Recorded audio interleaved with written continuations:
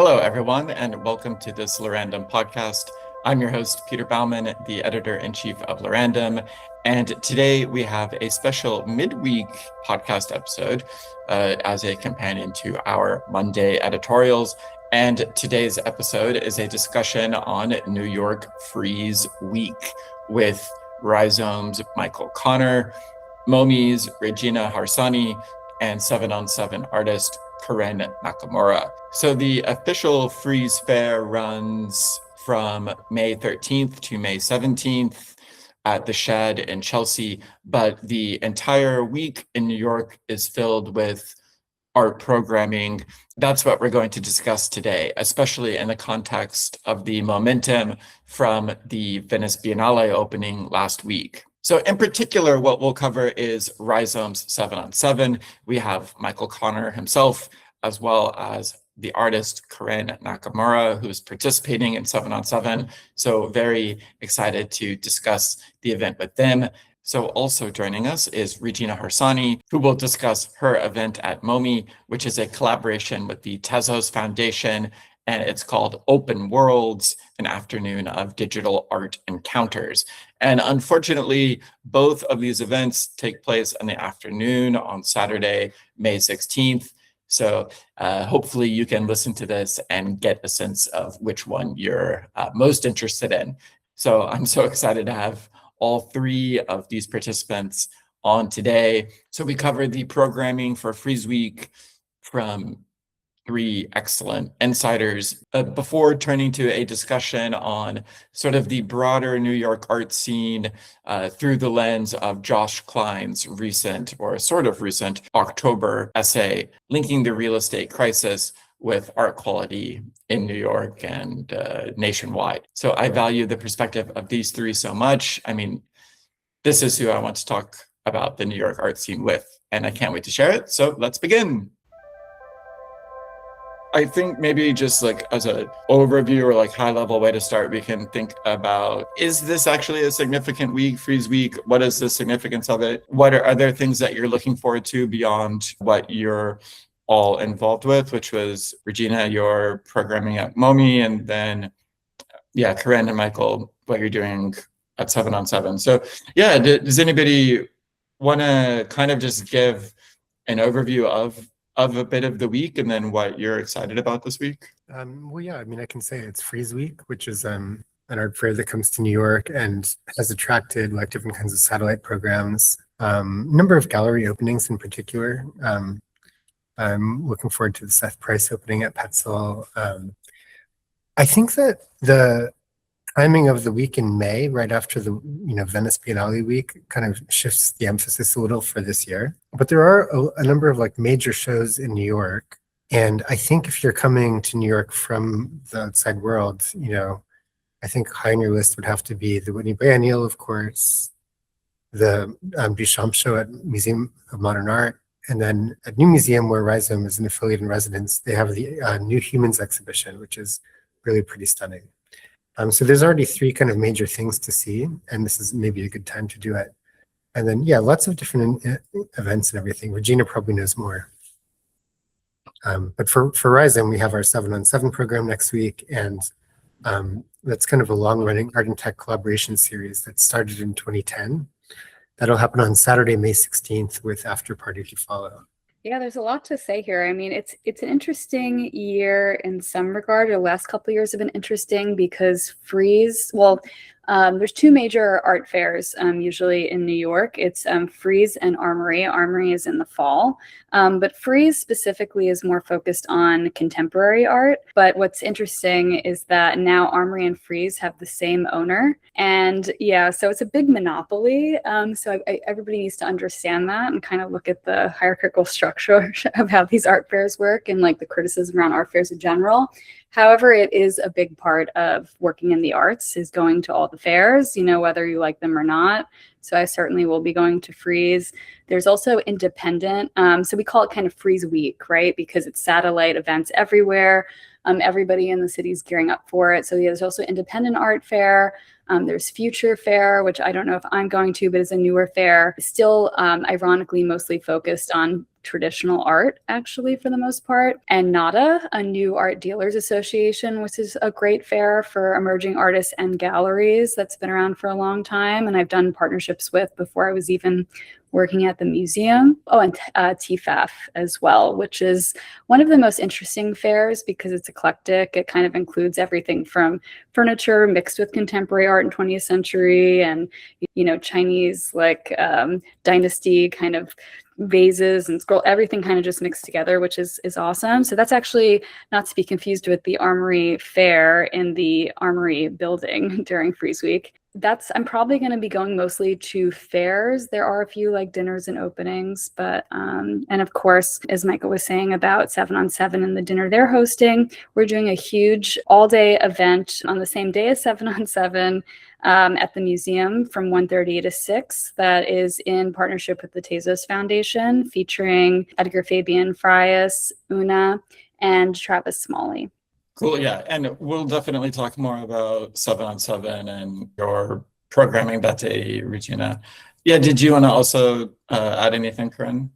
I don't have much to add. I guess my main involvement is just through 7-on-7. And there's a lot of people that I know part of 7-on-7 this year that are coming, they're going to be in town. Yeah, mostly around that and a lot of kind of Beyondre adjacent, Antikythera adjacent people coming to town. So that's nice to hear because I always wonder if Antikythera is ever going to do events in New York, right? Because it's different because it's the people who became friends through that, which is separate from Antikythera. Yeah, and maybe we can also talk about, they've been brought up along sort of the edges of it, but we can talk about what you're mostly working on for next week, and mostly is kind of why we're talking, which is Rhizome 7-on-7, what you're doing, Michael, and then also what Karyn is participating in. Regina, you also have an event on Saturday, May 16th, the weekend of Frieze Week. Yeah, so maybe we can just talk a bit more about these two events. So this is kind of like a battle royale because listeners will need to choose which one they go to. Or is it possible? I don't know, maybe the most ambitious and intrepid of them can figure out a way to do both somehow. But one thing I will say, Peter, is that from my understanding, and Michael can correct me if I'm wrong, 7-on-7, which is an awesome event, it's been around for something like 15 years. I'll let Michael speak more to that, is about 150 people. It's ticketed. It is the same. It's all afternoon, just like our event. And the museum event is free. So those who do not, and I'm sure many of the tickets, if not all the tickets, have already sold. I'll also let Michael speak to that for 7-on-7. We have a capacity of over 2,000 over the entire day. And so I'm sure plenty of people will be able to come to the museum and catch maybe 7-on-7 recordings afterwards if they can't get in and be one of those 150 people. Yeah, what can the lucky 150 expect? We are adding we also have a public live stream, and we have a live stream lounge this year. So you can basically, for the cost essentially of a museum ticket, you can hang out in the sky room and get the be part of the breaks and social experience.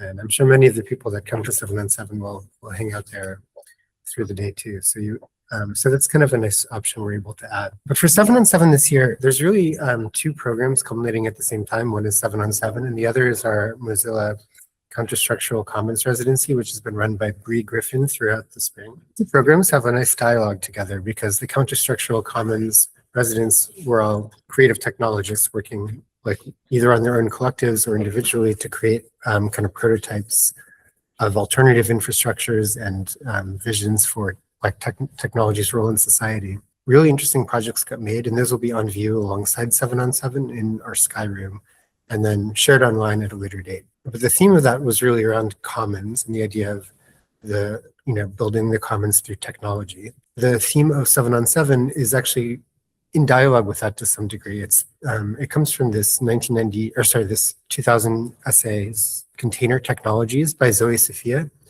and it's the idea of containment, which I really love this phrase because in the world of AI, containment refers to the safeguards around an AI system so that it doesn't kind of go autonomous rogue. and do unsafe things. So when an AI breaks containment, that's very bad. But in Sophia's essays, she's actually arguing for like a feminist rereading of technology and thinking about technology as systems that allow us to relate essentially to our environment, to our context in more kind of mutually supportive ways. In putting together this lineup, one of the things that we were thinking about, I co-curated it along with Nema Githeri and Bianzia Systems. And I was really trying to draw connections between a conversation about technology really advancing the human's role almost into kind of unrecognizable realms, and thinking about agency today residing within systems that are almost beyond our grasp, which is, in my view, a very prevalent point of view, but one that is very demotivating. And then on the other, ideas of connection and community, which are powerful, but often are seen not to scale or to be kind of sequestered. So I wanted to kind of find links between these, and Containment provided that. The 7 artists and 7 technologists are, they're put together in pairs. And one of the things about this framing is that artists and technologists has always been a rubric. The artist and the technologist in many ways are doing similar work, but in different fields in a lot of cases.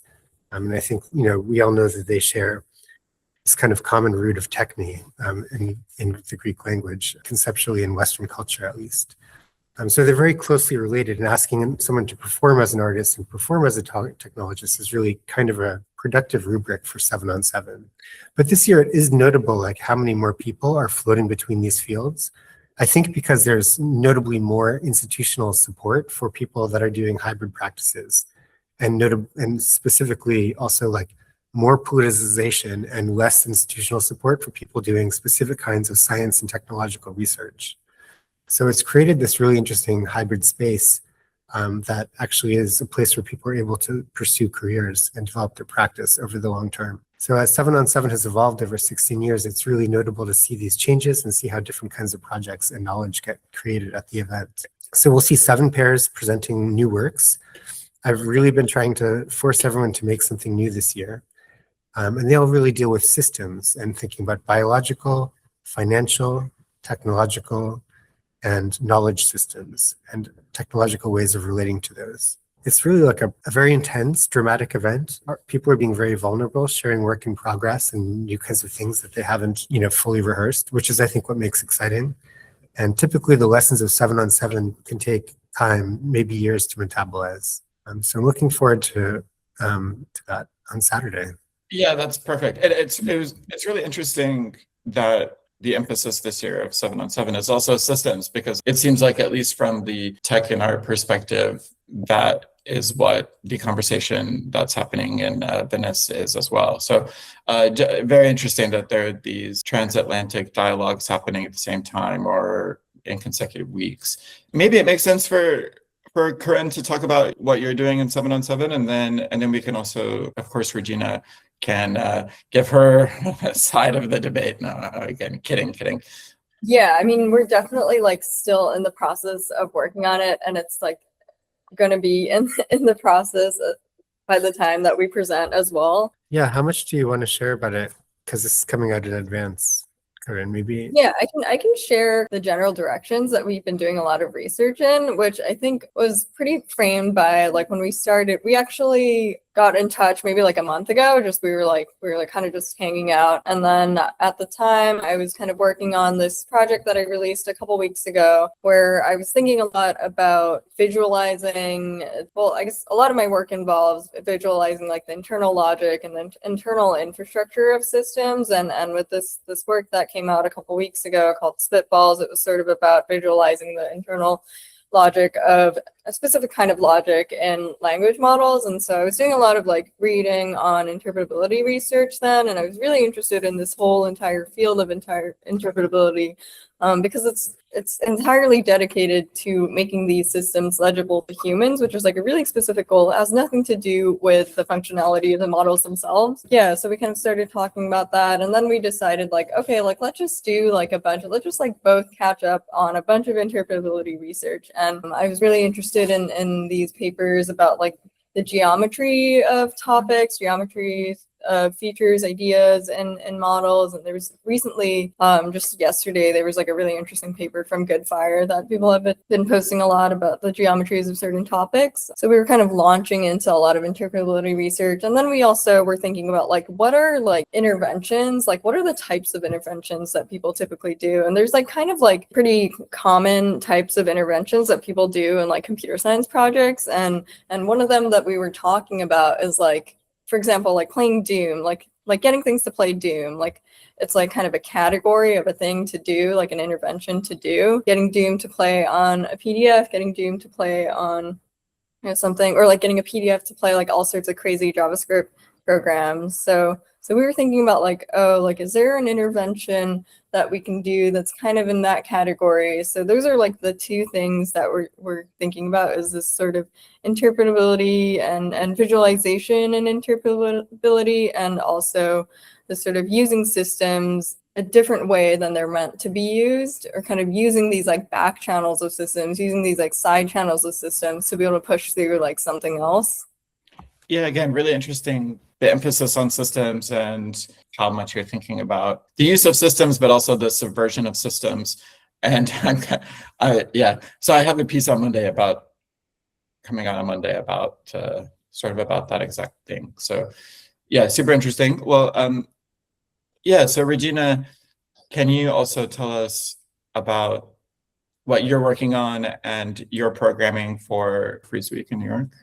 Yeah, I think it's interesting that you talk about that there's this kind of like hot trend going on right now with systems thinking, something that I think about generally when I work with artists, but also from a preservation perspective. But what we're focused more on for the event that we're doing at the museum is another typical topic that I tend to curate, which is thinking about digital material, or material as being equally tangible and digital and still being material. And so this event comes partially out of this year-long partnership we have with the Tezos Foundation, where we were really interested, and I've actually been interested in this for a long time now, getting more artists to understand how to manipulate and use the Tezos blockchain itself as a material component of their work, behaviorally, performatively, because we saw a lot of this happening a few years ago on Ethereum. Artists that weren't just, taking their PNGs and affixing them to a non-fungible token, but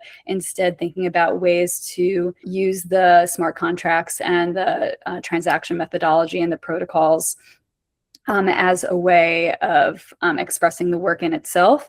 And so finally got the engineers that weren't really art people on board with training a group of artists. Anybody could have signed up. We had about 30 artists who went to every single session. It was, I think we had like over 7 sessions that these artists joined, and they learned how to program their own FA2 smart contracts, and not only program their own FA2 smart contracts, but also understand and think technically about the Tezos blockchain, other material ways, kind of learn the programming language Michelson in some cases, or using SmartPy, which is a Python method for utilizing the Tezos blockchain beyond just like putting something on object, for example. Not that we're against object. One of the projects that came out of that, that we also gave a micro grant, was Edgar, Fabian, Frias. He specifically was working on a project that involved Nureyka, which comes out of a cosmology that focuses on the indigenous practice of transformation. The idea of a Nureyka is like a portal or a passage. It's a way of being a seer to the divine. But it's ultimately through a symbolic object. A lot of objects that have been proposed as Nureykas use yarn in some way. But of course, for this project, Edgar's thinking about this through digital means specifically. And so the performance is going to include two other local Indigenous artists that he's curated for his portion of the event. And we're going to be doing this transformation of this Nureyka live, and it'll be basically transferred between 4 or 5 different hands, and you'll see it evolve over time. So it is somewhat generative, but it's generative in this kind of both like manual human to human way that we'll see in person, and also you'll see the born digital work kind of transform on the screen. So we are so happy to have been able to support this project that is also has a smart contract element that's custom and essential to this transfer of the work itself and how it's recorded. So that's actually the second program, but I wanted to mention that because Edgar comes directly out of our fellowship program, and we'll hopefully be featuring more artworks from that program in the future because it is a year-long project. And then we also, in the beginning of the day, are featuring Travess Smalley's Pixel Rug book, which we're really excited about. So Travess has been working on pixel books for a really long time now. I believe the book specifically focuses on pixel rugs that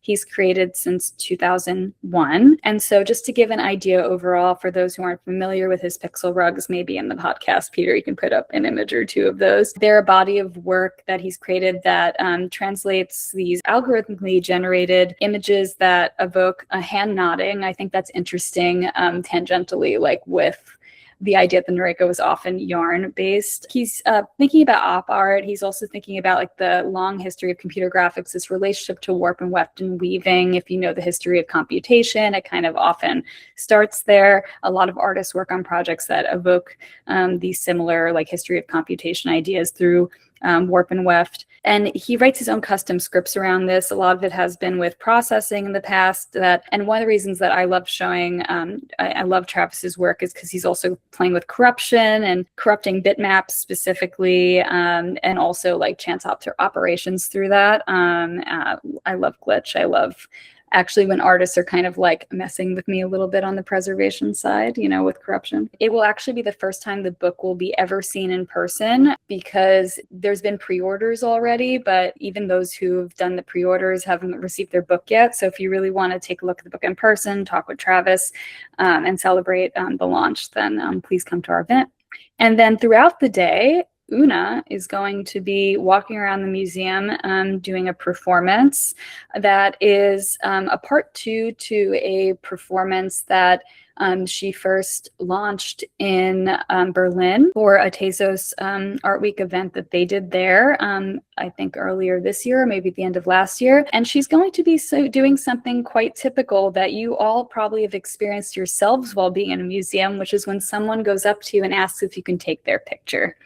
And I won't give anything else away as to what happens after that, but she will be doing a talk at the end of the day where she kind of reveals more about the meaning behind the piece. And then we will have drinks and food for everybody, which is in part to also celebrate the new media wall piece that we have up, which I'm very excited about, which is a collaboration between Rhea Meyers and Dounia. And it is absolutely gorgeous and involves computer vision. So I could talk more about that if you'd like, but I've said a lot already. No, yeah, thank you for that overview. And yeah, that is interesting, this investigation of the materiality of some of the digital. There's a performance level, there's the materiality of blockchains, and then there's also the materiality of the book. It's interesting, you also seem to be emphasizing the usage of systems, and with Tezos, it's more like the building of using systems to build systems. It's like going even more meta. But one thing that I was interested in from the 7-on-7 folks and from everybody is like when you pair a technologist and a scientist with an artist, like what are the assumptions that you're making about the difference between an artist and a scientist? And how do you see the difference between scientists and artists other than just what they self-identify as? How do you think about them as differently, or do you distinguish between them? Yeah, I mean, I think I have my story is that about this question is from Ken Knowlton and Ian Harmon when they made Studies in Perception 1, which is showing as part of New Humans. They submitted it to the EAT section of the exhibition, Machine as Seen at the End of the Mechanical Age. And there was a form you had to fill out, and it said artist and engineer on it. and they flipped a coin to decide who was going to be who, which I think is like a nice image of this conundrum and how long it has been standing. But for me, I suppose that I think of words less as categories than as tools. So I don't really think of artist as a box and technologist as a box. I think more about what can the word artist do and what does the word technologist do?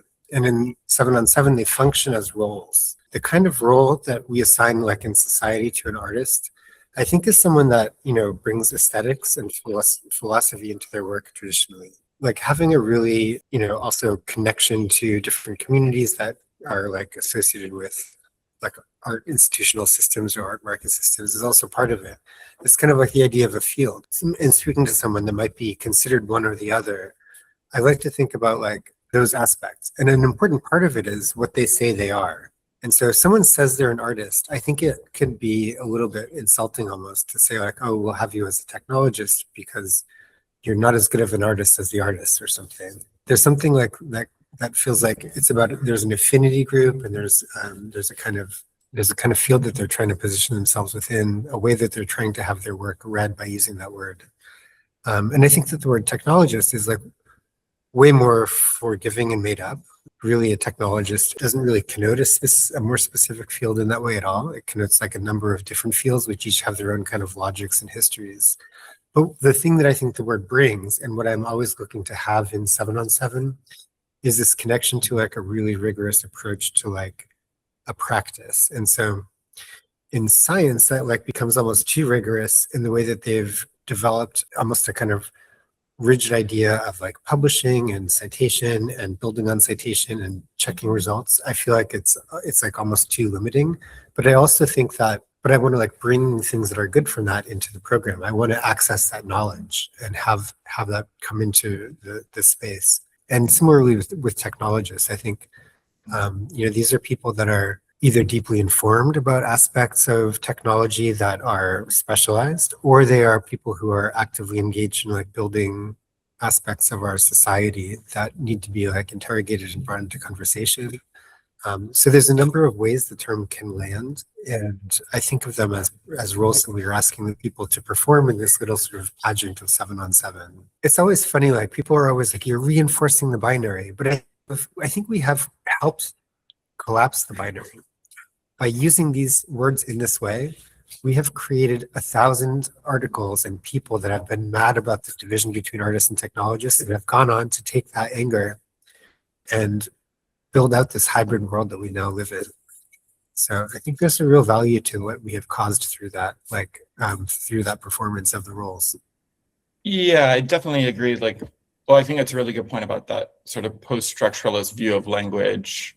And yeah, Karyn, do you want to talk about as your experience as one of those artists / scientists or researchers, and then how you and Lucas sort of think about it or have talked about it or live it? Yeah, I was thinking the other day when we mentioned to one of our mutual friends that we're doing this together, somebody asked us who's the artist and who's the technologist, and we're like, it's kind of doesn't matter and fluid. Which I feel like my relationship with working with Lucas is that kind of we're both doing the same things. It's just that the way that we communicate is different. For Lucas, the primary ways that he communicates the larger ideas that he's thinking about. Obviously, his job is a software engineer, but the ways that he communicates clever ideas is in writing, and it's just that for me, the ways that I communicate my larger ideas is mostly in visual experiences. So I just feel like those are just two branches of ways to communicate, but we're really thinking about the same thing. So it's been really fun to collaborate in that way, because it's just I don't know, I kind of just have access to more. I guess it's yeah, I feel like we're actually really similar. I think in the beginning when we talked, Michael, I remember. Oh, this was a comment that another friend of ours, Wendy, had made, that I would probably appreciate being paired with somebody who's more technical than I am. And I think Lucas actually fits kind of all the boxes. It's he's more technical than I am, or technical in different ways than I am, and also deeply conceptual in other ways than I am. So Yeah, Karyn was proposed as a technologist, and I was like, I don't know if I believe in that. But I think that it's also like you're visible to our world, and I think part of also the value of 7-on-7 as it's rolled out is like we have kind of peeked around some corners and found people that are really talented but are not visible to the art world. People that are in that art technology space surface more often in these conversations as well. There's a kind of confirmation bias, but I think having you as artist, Wendy's point was kind of partly that she kind of, I think, imagined someone doing like really rigorous research, like asking some sort of complex question and driving at it through their scientific research, which is, someone like Dr. Michael Levin, who's in the program this year, who's really asking these extremely interesting and abstract questions that are truly philosophically rich in the way that make them seem very contiguous with art. And Lucas, I feel, is like he's like a builder, which is cool. It's like a different kind of technical than I think Wendy was maybe mentioning to me. Yeah, he's definitely a builder, but have you seen his book review that kind of like blew up on Twitter the other day? No. Oh, okay, I'll send it to you. He wrote a book review about this book called Technocrats of Imagination. I think that's what the book Oh is yeah, the called. MIT Media Lab book? Is it the Barry Emerson? Yeah, the one about like early Bell Lab collaborations and stuff like that. Yeah. And sort of responding to this new movement that's like kind of happened and maybe like the last 2 years where like creative technologists are like in-house in big tech. Yeah. And like a lot of like tech employees will like do like side like creative projects and just like kind of commenting a lot on that movement. I want to see it. And Yeah. so this is confirmation that Lucas is actually a very good technologist. Lucas is a very good technologist and also like thinks at a higher level about these things. Like he's not just like I know people who are just builders and Yeah, he's definitely not one of them. Yeah. It's true. Okay, so then he is capable of very interesting abstract thought.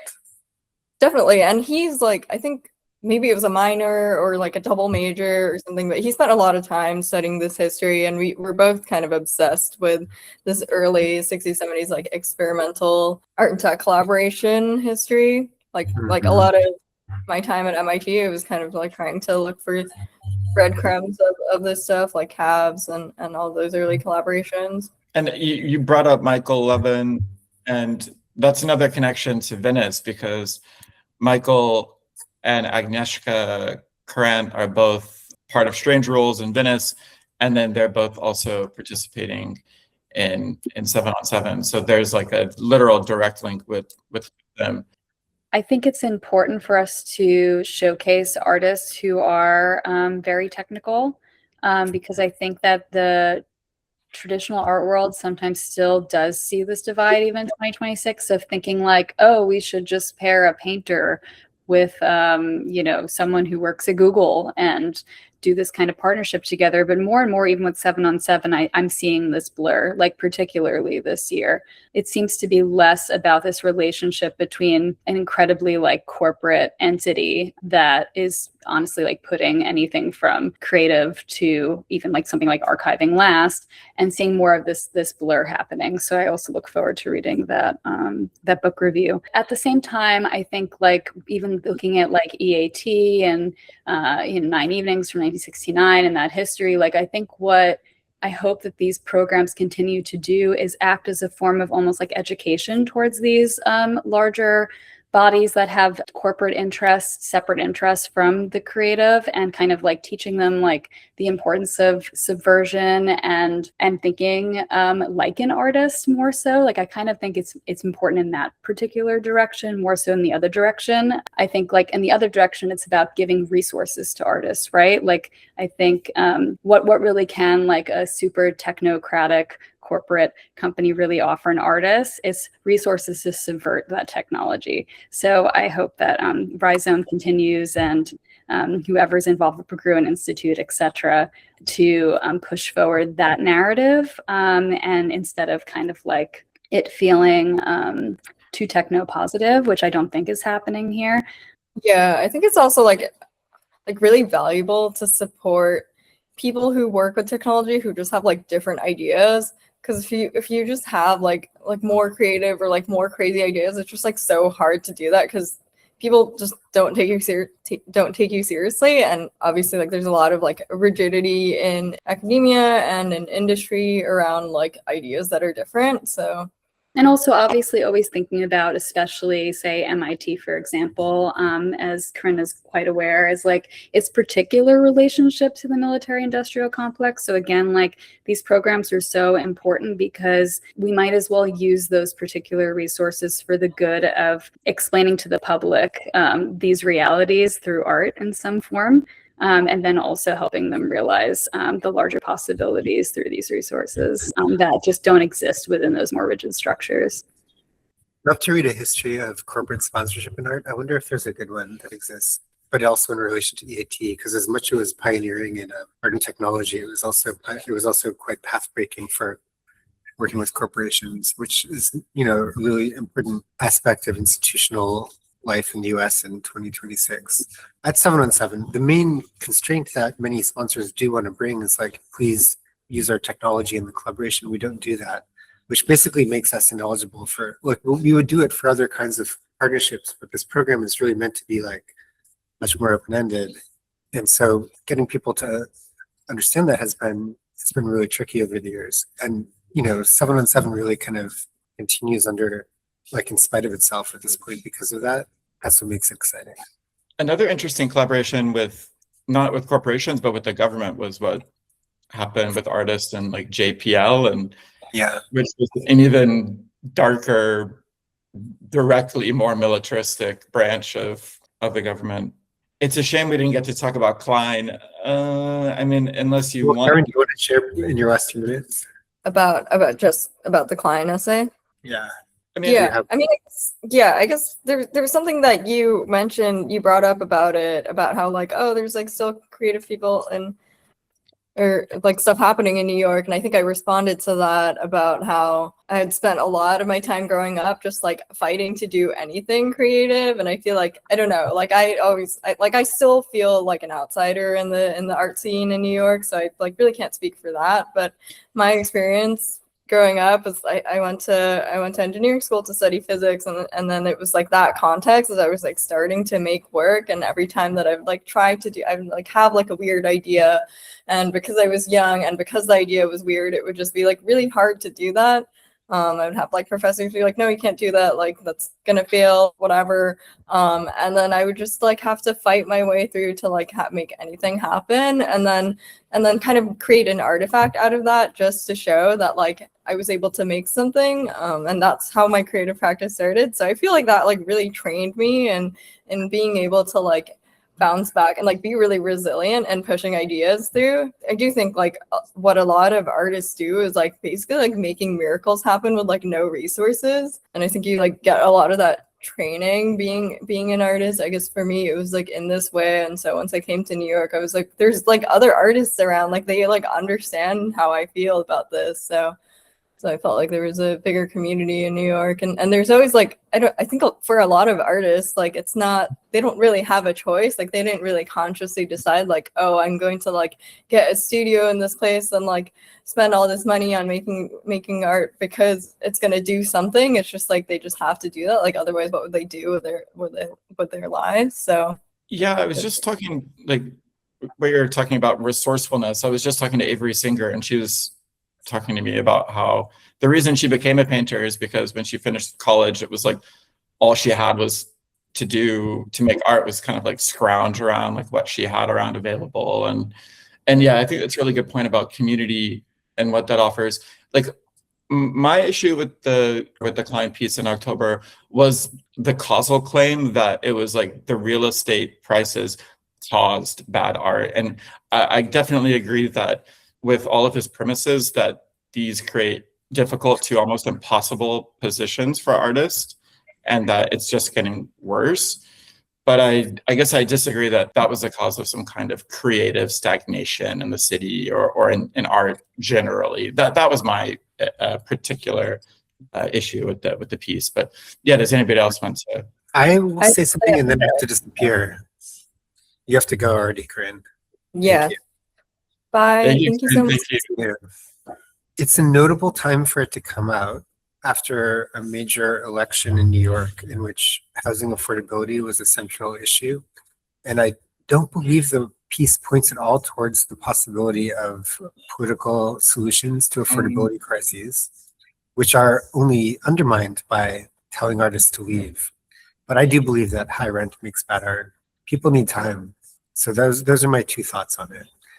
I think that there's big public conversation that artists have an important role in about real estate affordability in New York City. And I am curious where Josh sees this article intersecting with that. I think the political point is really important, but before I say anything else, do you want to add anything, Regina?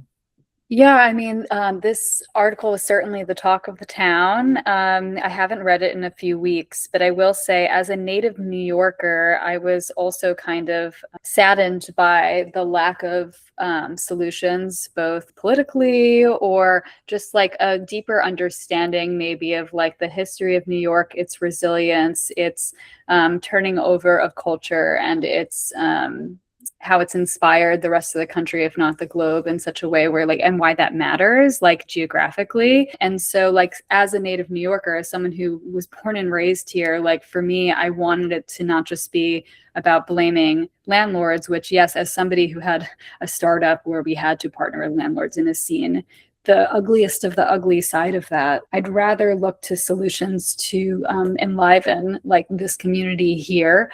I think if you do move an entire arts community to somewhere like a Providence, it's going to stop looking like the utopia that Josh Kline makes it out to be, and you will have as many sharks out there as well. So I think we're just ignoring a lot of what makes specifically this city an important global hub for the fine arts in general. And I would love to have a deeper conversation about solutions here, despite how awful the real estate is, which, again, I'm experiencing that myself. So, yeah, sorry, Michael. Regina, great to see you. Regina, I'm sorry to miss your Saturday event. Same, yeah, love 7 on 7. Good luck with that. And I'll try to tune in when I can between my own events if it's being live streamed. Yeah. Sounds good. Maybe there should be a lounge at the museum. That'd be fun, yeah. Oh, that'd be cute, yeah. Okay. Thank you so much, Michael. Tell us about the collaboration, or like, when is it starting? Like, when is it going to, like, tell us about. So as I mentioned, the event on the 16th, in part is highlighting this awesome fellowship we did with the Tezos Foundation that helped artists learn how to program specifically for the Tezos blockchain to use it as a performative and a behavioral material. But running alongside that throughout the year, we're showcasing artists on our Schlosser Media wall that are also showcasing these relationships. So our first project that launched through this partnership was with Sarah Friend and Yewan Song, and that's sadly coming down right before Frieze Week. The last week to check it out is going to be Sunday the 10th, which this may come out after that. And then next is, and I couldn't have done this project without, of course, came to mind right away, was Rhea Meyers. We partnered Rhea with Linda Dounia. And so far, and the next one's going to be Jonas Lund and Yoshi Sudoka, which we're also really excited about. But the partnerships have been going so incredibly. I feel like I'm making friends out of these artists. It's really lovely to see. And Linda and Rhea's piece is so special. It's called To Be Perceived Against Evil, because they were both thinking about philosopher Edward Glissant's right to opacity, and it really fits both of their practices so well. So I could just kind of like read the text of like what we're showing and why they ended up being such a perfect partnership. Edward Glissant's right to opacity is this idea that people, cultures, and forms of knowledge do not become fully visible, translatable, or explainable, do not need to become visible or translatable in order to survive. So for Dounia, Linda has been like following this throughout her practice. She relates this to the Serra community in Senegal. She was born in Senegal herself, even though she's She's now based on the West Coast. And in Senegal, there is this cosmology that centers around 5 sacred trees in the Seer community. And the trees are kind of tied to their rituals, their burial, their ancestry, and ideas of memory of place. And Linda includes trees that have not been sighted by the eyes of Senegalese for many years. So she's also kind of thinking about, there's also not even a visibility completely to these sacred objects. She's thinking about this wider question of like cultural preservation and how to honor that community and its stories and languages and forms without turning them into material for extraction, which is already happening a lot to the Seer community. And for Rhea, Rhea is thinking, of course, about transvisibility, how, a lot of Rhea's practice is about this demand for proof, and has been working with blockchain, since Bitcoin, in ways that talk about proof and categorization and exposure and systems to concepts of transvisibility. Rhea had a project where she was proving her own existence through putting her genome on the Bitcoin blockchain, for example. But the way that they're both thinking about this rights opacity, like what they want to give away, what they want to keep because it's extraction more than survival, is these sacred trees that Linda's developed generatively over the period of this project will be blurred. So when you first come to the museum, you'll kind of see the wall completely blurry. And then as you stand in front of the wall, there's a camera that detects a person, using computer vision of some kind, using YOLO specifically for those who are interested. As you take more time to stand in front of the piece, the trees slowly unblur. And the more people that take time and stand in front of the piece, the more the entire piece kind of reveals itself, because it feels like there's this trust and this safety. And at the same time, like it's still able to withhold information. And so you might ask, how does that relate to materiality of the Tezos blockchain in some way? So the way that it works is when you stand in front of the work, it detects a body, and then it takes that information and it encrypts it and sends it to a custom smart contract that Rhea created. And then it looks for a quote unquote proof of presence. And then it decrypts that and then decides pseudo randomly like which trees will unblur for that person. Okay, that's really interesting. It's an interactive piece that is responsive depending on the motion that it captures. And yeah, that's it. How long is it running for? Yeah, so the piece opens right in time for Frieze Week. It actually opens on May 14th. So May 14th at 2 p.m., but we'll be celebrating it on the 16th together. Like I said, we have drinks and snacks starting at 5 p.m. on the 16th, and that's running through August 2nd. So that will be up all summer. Okay, cool. Well, thank you for today, and good luck with everything this weekend and next week and all that, and have fun in New York. Thank you. Yeah, I'll talk to you soon. Bye. Yeah, talk to you soon. Bye. Take care.